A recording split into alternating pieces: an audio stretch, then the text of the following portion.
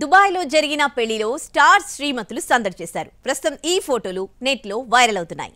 ఈవెంట్లో దిగిన ఫోటోలను నమ్రత తన ఇన్స్టాలో పోస్ట్ చేసింది. నాగార్జునతో షిరిడి సాయి ఓం నమో వెంకటేశాయ నిర్మించిన మహేష్ రెడ్డి కొడుకు పెళ్లి దుబాయ్లో జరిగింది. సినీ సెలబ్రిటీస్ అంతా హాజరయ్యారు. ఎన్టీఆర్ లక్ష్మీ ప్రణతితో రామ్ చరణ్ ఉపాసనతో రాగా మహేష్ కనిపించలేదు.